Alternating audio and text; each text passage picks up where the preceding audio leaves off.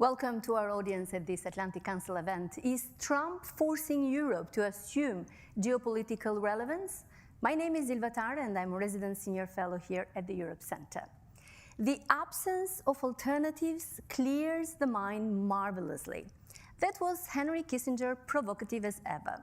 And it feels particularly apt today as we gather to confront the realities facing Europe in a world reshaped by Donald Trump's return to the White House 8 months ago. To discuss these themes, I'm joined today by Jérémy Gallon, author of the acclaimed new book, Henry Kissinger, An Intimate Portrait of the Master of Realpolitik. Jérémy is a non-resident senior fellow at the Europe Center, as well as a senior director for Europe at McClarty's Associates. Jérémy's book has received hearty praise from the Polish foreign minister, Sikorski, former French prime minister, Michel Barnier, and the chair of the Center for Liberal Strategies, Ivan Krastev, that underscore how just timely this conversation truly is. We will examine what lessons can be drawn from Kissinger's realpolitik as Europe grapples with defense spending targets, trade wars, hybrid threats, and the prospect of strategic autonomy in an increasingly unstable world.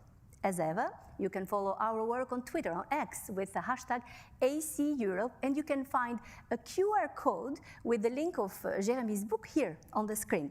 Jérémy, welcome again, and let's begin right here with the book itself. Why this book and why now, and why Henry Kissinger? So first of all, delighted to be with you, and so yeah, I think this is a very interesting question. Why a young Frenchman writes a book about a US statesman? A possible answer would be to say that I was desperately looking to the US statesman who was speaking English with an accent as bad as mine, but it would not be the... There are two with heavy accents today, so don't mind that. Wouldn't be the right response. I think there's something very personal here. When I was in my 20s, I went to live in former Yugoslavia. And why I did this? Because I wanted to go to the part of Europe that has, for the last time, until recently, experienced war, where Europeans had let like concentration camps, like mass killings happening. And most of all, I've been witness to history. And when I was an EU diplomat, I experienced the Syrian crisis, a crisis that had major consequences on the stability of Europe, where through terrorism, through migration, but where we were, again, witnesses.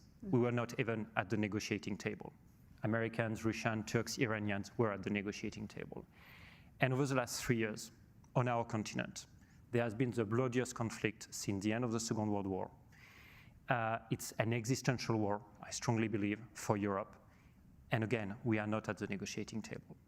And so the question I'm obsessed with is why we Europeans have abdicated the will to become an actor and not just a witness to history. And I think like if we want to be able, again, an actor of history, we need a new strategic thinking. And to achieve this, what I consider generational endeavor, I really strongly believe that the figure of Henry Kissinger, his actions, his life, who he was, are a major source of inspiration. And so this is the reason why I decided to write about him, because I think that through his life, despite all the shades of gray, there are many lessons to draw for we Europeans. Do you have any answer for the question, the struggle that you have with Europe? You mean like this difficulty to become an actor? I think we have been in a kind of strategical blindness over many decades.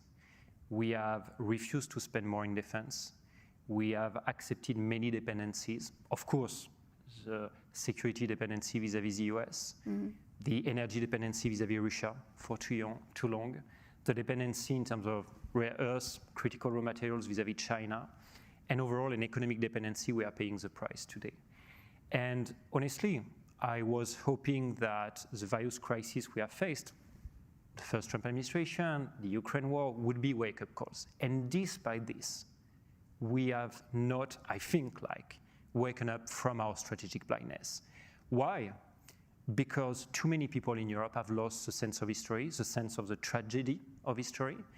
And I think also because despite all the threats, all the challenges we are facing, I think too many Europeans are too attached to their current quality of life, to And so I think, unfortunately, still today, we have not been able to wake up to the challenges we are facing. And I want to elaborate on that, and we can turn to Trump's America First approach and its impact on Europe. And I would like to ask you, can Europe credibly do as it is pledging now, raise the defense budget by 5% by 2035, as the NATO allies are claiming, but also having some difficulties there with Spain resistance, for instance? Do you think that will undermine unity? And is Trump, which is our main central question, really forcing Europe to geopolitical adulthood, I would call it? I think these are excellent questions. And just on the point of the last NATO summit and this commitment of Europeans to spend 5% of their GDP on defense, I think this is a very good decision, an essential commitment. Where I'm deeply disappointed is that European leaders have framed this decision as a way to please President Trump, as a way to accommodate the Trump administration. And I think that, unfortunately, the risk of having framed this decision like this is that we will have a backlash in the European public opinion. We should have said, and our European leaders should have said, we will spend 5% of our GDP in defense, not to please the US, but because this is existential. Because if we want to remain independent, if we want to remain sovereign, if we want, again, to be an actor to history and deal with the threats we are facing today, we need to spend 5% of our GDP. And then you can explain to your citizens that in order to achieve this goal, we will have to make major sacrifices, in particular in terms of social spending, because, as you know, many European countries are also facing a moment where we have slow economic growth, where the state of our public finances is very bad. So if we want, and we have to spend 5% of our GDP in defense, it means that we will have to reform our welfare state. And in a country like France, for instance, this kind of nexus has not been made. And so to your second point, is Trump forcing us to living this kind of geopolitical irrelevance in which we were? Yes, I think he is. But again, we have to do this for us, not to please anyone. Jeremy, do Europe retaliatory tariffs against Washington and its pursuit of trade agreements with Indo-Pacific or Latin America reflect Kissinger's idea of balancing power, in your view, through diplomacy and economics? So what is interesting in what we are currently seeing in terms of trade is that during the first Trump administration, the EU struck 8 trade agreements with third powers. And today there is a justified willingness of the EU to strike new trade agreements with we are currently in negotiations with India, but also Indonesia. There is a willingness to diversify our partnership. I think it's absolutely essential. At the same time, it doesn't mean that we shouldn't continue to cooperate closely with the US, for instance, in terms of economic security policies. So we should have a more balanced approach. But trade shouldn't be the only component of our foreign policy. And so what I've seen in terms of trade, where I think the EU has become, for instance, in terms of economic security policies, more geopolitically relevant, I would also like to see this in terms of innovation. I would like to see this in terms of defense. And one very important point is that I think you have seen many statements at the EU level and at the European level on the need to be more geopolitical. But the problem is that there is still a massive disconnect between these statements and our domestic policies. Yeah. I will give you a very concrete example. In terms of tech dependency vis-a-vis the US, you have a narrative at the EU level which is we should regulate more, etc. But as long as we won't be able to innovate, we are not credible to say that we regulate. And so here you have a series of reforms that has been perfectly underlined by the Draghi report, Capital Markets Union, for instance. Where are we? What have we done over the last 18 months or 12 months since? 1 year anniversary, very few was done actually. Yeah. There was disappointment across Europe. And so here I think Europe has to do its homework. On that point, again, I want to emphasize my question. Can Europe truly become a coherent security actor, or will the internal divisions halt it, stop it? Well, it's the key question. And as you know, the European External Action Service was founded in 2009. And since then, we have seen, honestly, an EU foreign policies that had major difficulties to become strategic, reactive, etc. I served the EU as a diplomat. But I must say that my thinking on the question has probably evolved. Because, and here I will go back to, I think, a very important speech delivered by Mario Draghi in Rimini at the end of the summer. At the beginning of his speech, he laid out all the reform that he had already mentioned in his report, etc. But at the end, he said there is also an issue of governance at the EU level. Mm-hmm. And so more and more, I think that the format of 27 member states, tomorrow more with possible enlargements, is the right one for a series of policies in terms of trade, economic reforms, energy market, etc., etc. But I increasingly believe that, in particular in the field of defense and foreign policy, it will be extremely difficult to have a relevant, coherent, and strategic foreign policy at 27 or 30 member states. And so that we should probably go back to a more limited number of countries through intergovernmental cooperation that work closely together. And of course, bring the UK on board. I don't see how Europe can be a relevant geopolitical actor if we don't work more closely with the UK, in particular in the field of defense, foreign policy, but also tech. Is UK willing to? I think UK has no choice. I think like I'm of this very rare breed of French people who are Anglophile. My wife is British. But I think like the UK is in a situation where if they want to play a role on the global stage, they need to work more closely with Europe, and they don't have the choice. It doesn't mean breaking the transatlantic alliance, but there are also a certain number of evolution on this side of the Atlantic, which make that the UK should work more closely with a few limited number of European countries to be more relevant in terms of geopolitics. Emmanuel Macron calls, I mean literally calls, like the call he had to do when he was in New York during Anga Week, from one side for strategic autonomy, but still demands transatlantic cooperation. Can Europe reconcile its desire for autonomy with pragmatic need for the US partnership?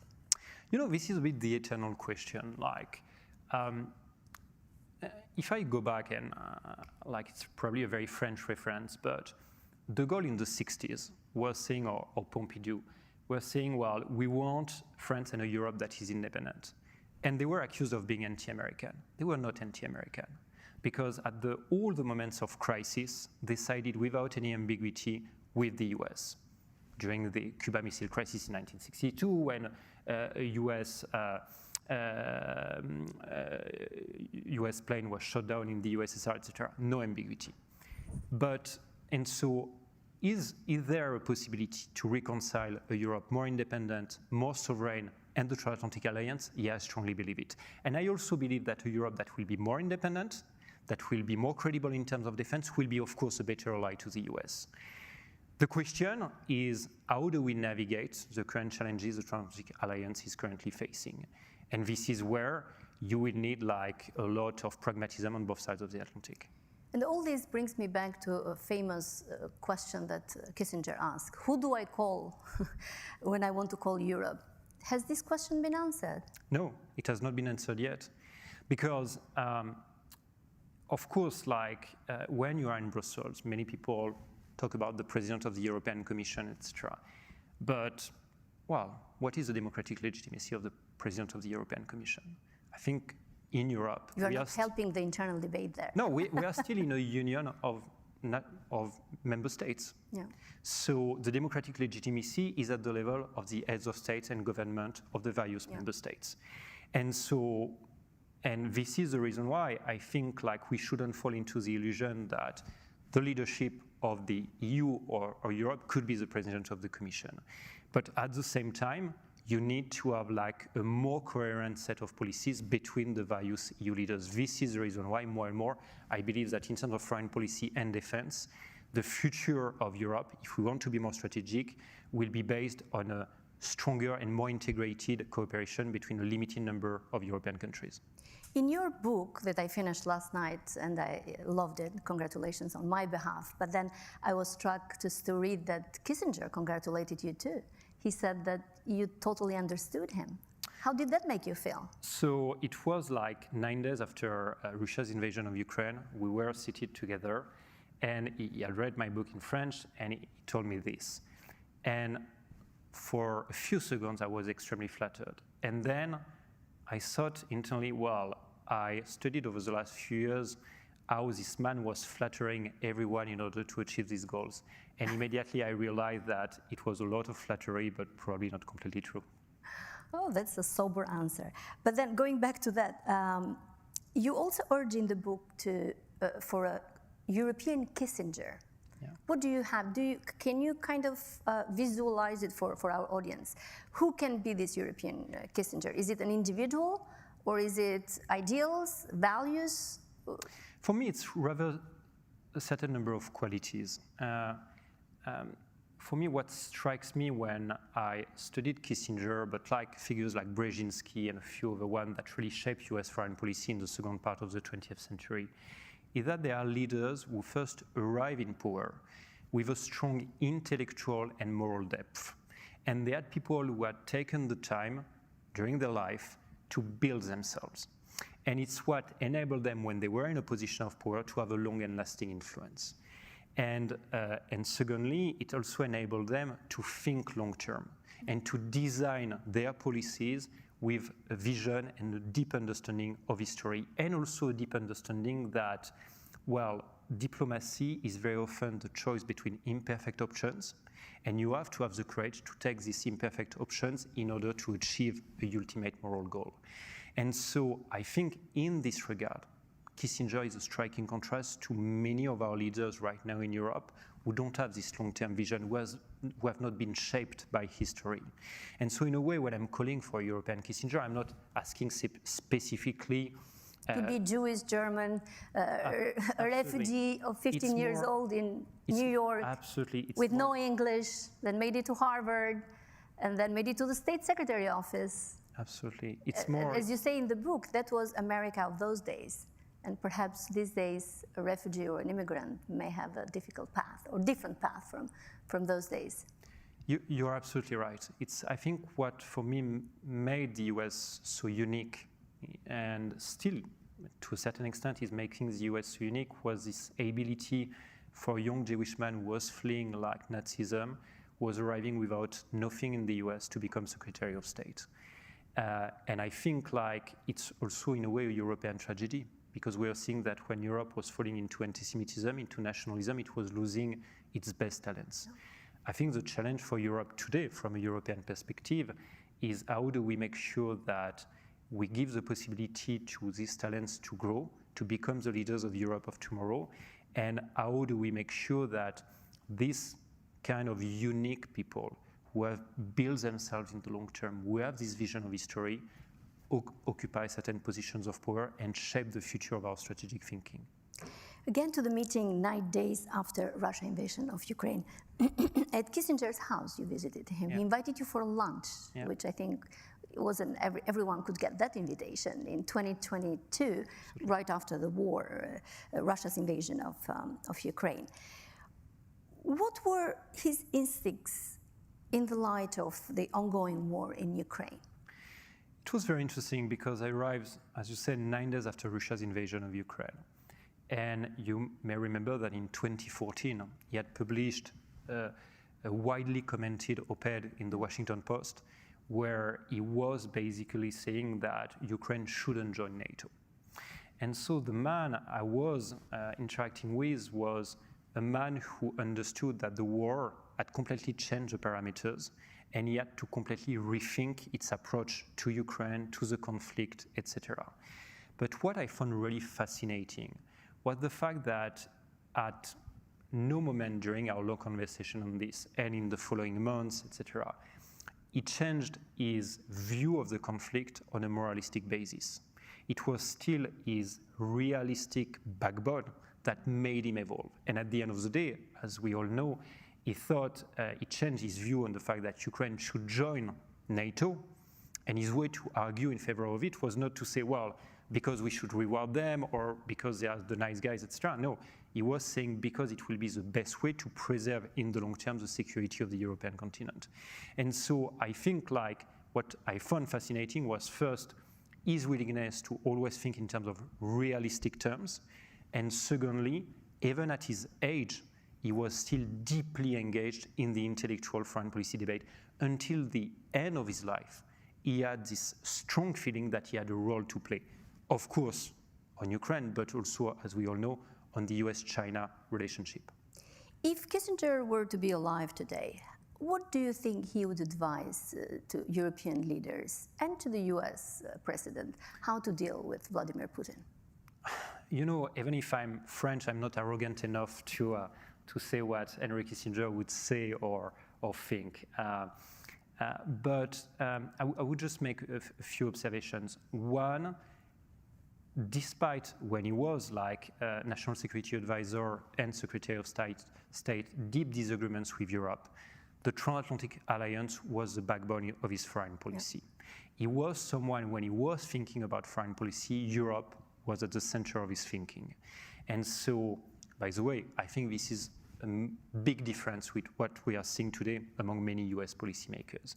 So I think the transatlantic alliance would be absolutely essential. And then secondly, he would definitely consider that at a moment it would be important to engage with President Putin, because he considered that even with your enemies, even with your adversaries, you should engage, you should constantly try to understand them, you should have a dialogue with them.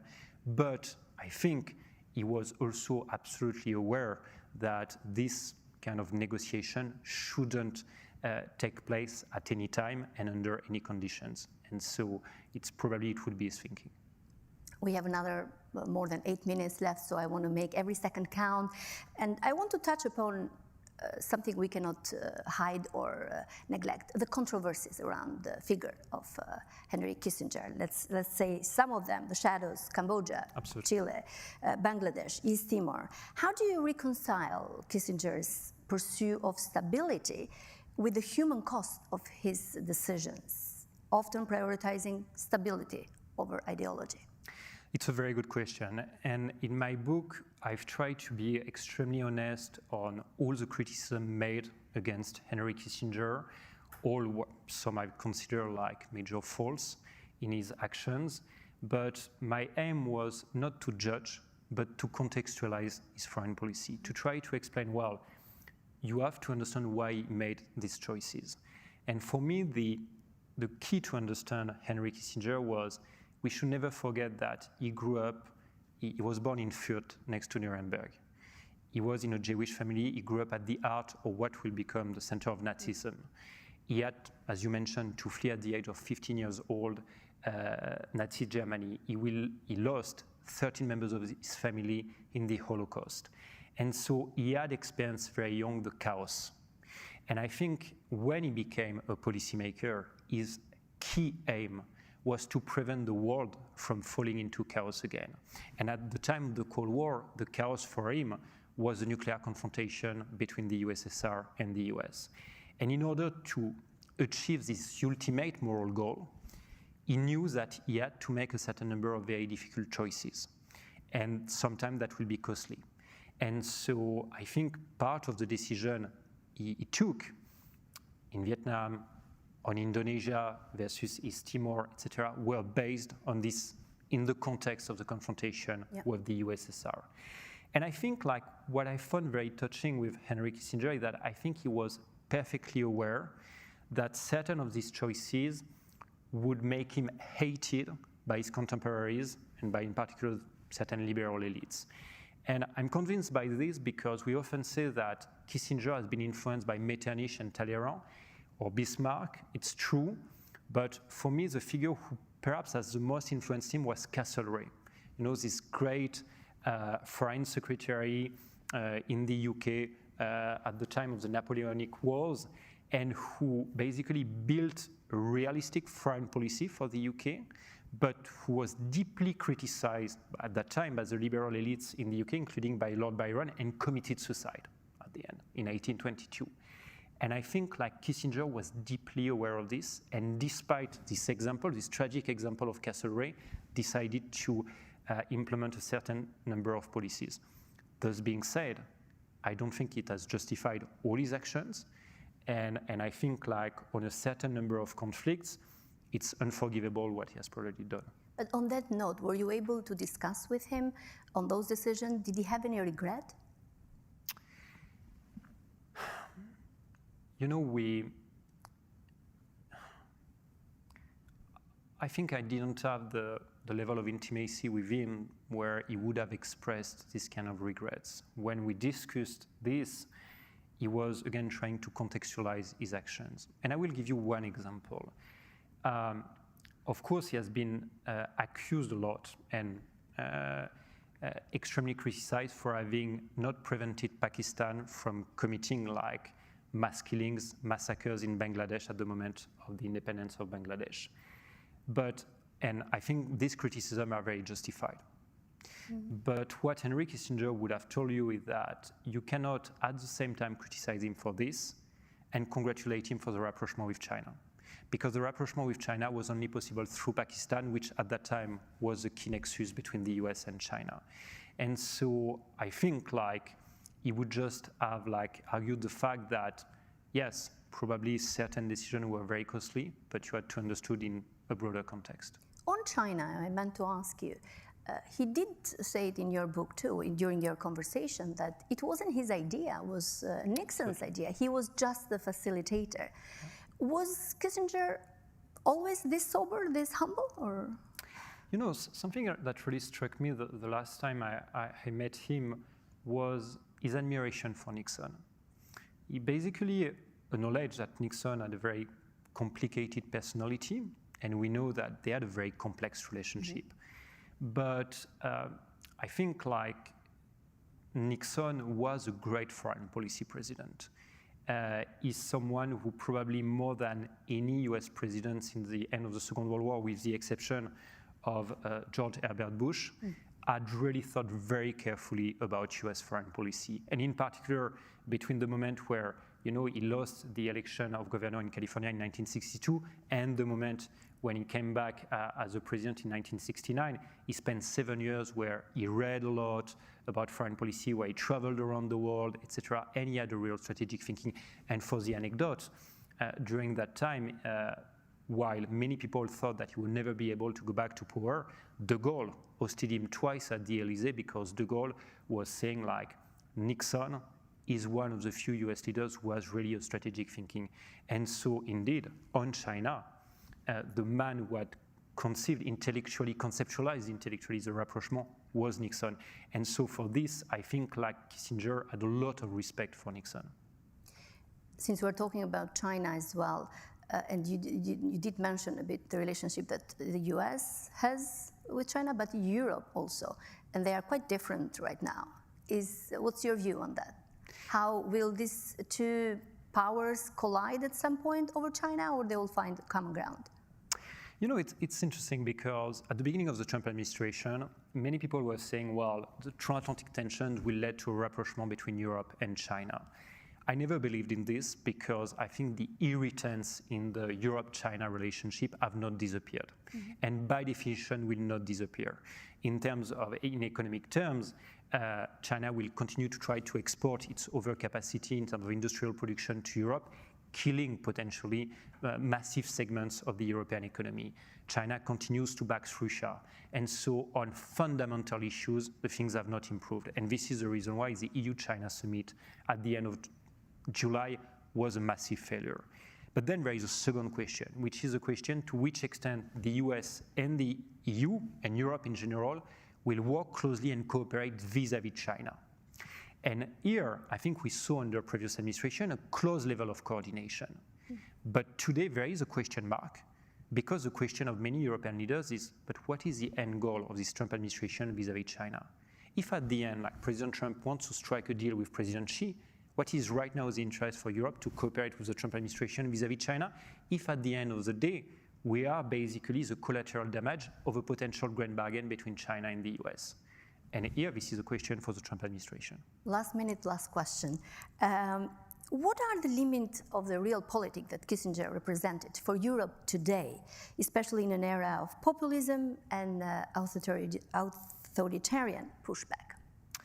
I think two things. One, the realpolitik, as it was conceptualized and implemented by Henry Kissinger, didn't take a lot into account trade and economic dynamics. The time was different, and so of course now this aspects of foreign policy, and of course, the technology aspects are extremely important. So I think when you try to design a new European realpolitik, you definitely need to integrate this, in particular in the field of AI today, in your framing of foreign policy. And probably the other dimension is that you constantly need to explain your foreign policy to your public opinion. But this, Henry Kissinger had perfectly understood it. You cannot build foreign policy in the long term if it's in disconnect with your public opinion. Thank you so much. Thank you very much. Just my final point, Kissinger gave us realpolitik. Trump gives us unpredictability.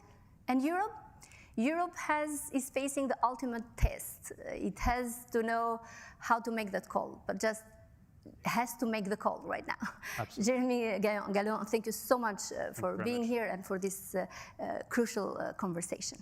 Thank you.